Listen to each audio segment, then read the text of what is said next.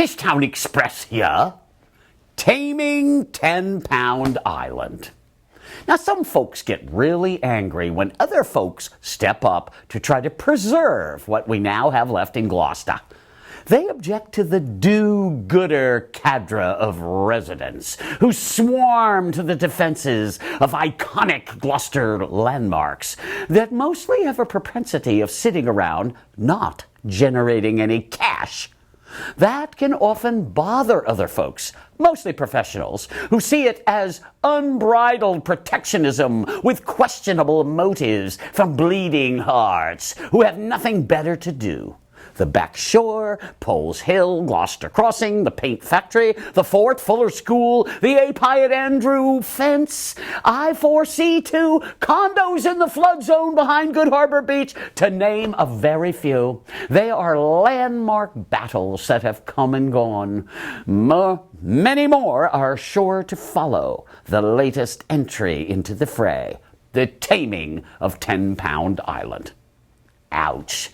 The latest battle lines have formed up, some might say, as usual, between the leave it alone the way it is group and the we can make this work folks who see a way to improve on nature for the benefit of others having more access and or growing the tax base. Some label the first group obstructionists. Others label the second group insiders, who can and have used positions on boards or access to large wads of financing to secure their goals. Both groups have won some and lost some. Often, their members will claim to be speaking on behalf of larger groups, tourists, children, taxpayers, voters. Sometimes there are parties that are never mentioned that indeed are the primary beneficiaries. One of the raps against the taming 10-pound proposals is that it's for the new hotel guests more than the residents of Gloucester. One of the raps against it, the as it is folks, is that they care more about seagulls and beach grass than they do about the city's kids getting out there.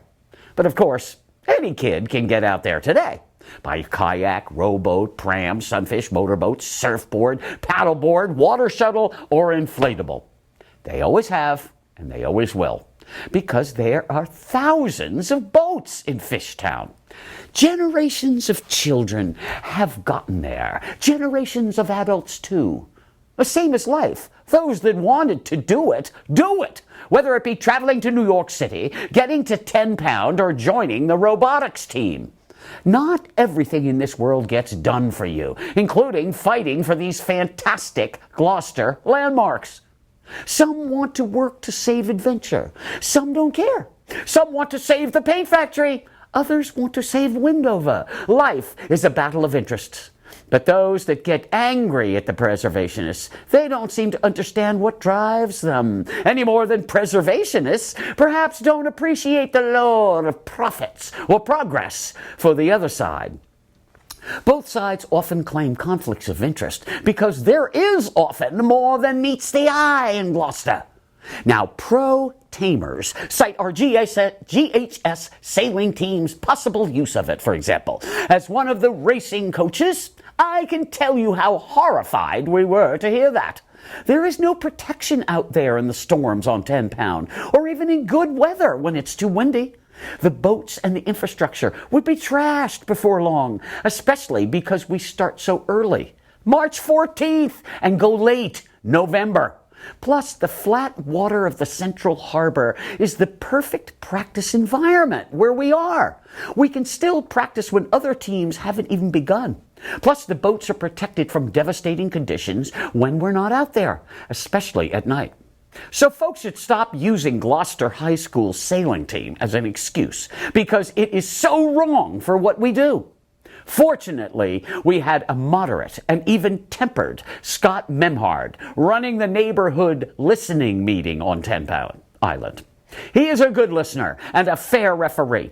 He kept both sides civil, or as civil as it's going to get.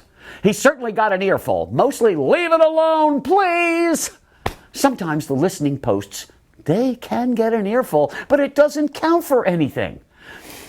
Politics and agendas transcend, and the listening is revealed as just a show, as in the case of the Fuller School or the hotel.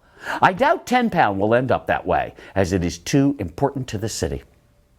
Some really old residents of Gloucester trace the problem back to the Civil War between Rocky Neck and Eastern Point from last century. They claim that Rocky Neck stole 10 Pound Island from Eastern Point and paddled it away in the dead of night. You notice it fits exactly into Niles Pond, they claim. It's the same size. They stole it. The bottom line for many people here is summed up by Rocky Neck resident Ann Rosenfeld. People came here because Gloucester is so beautiful.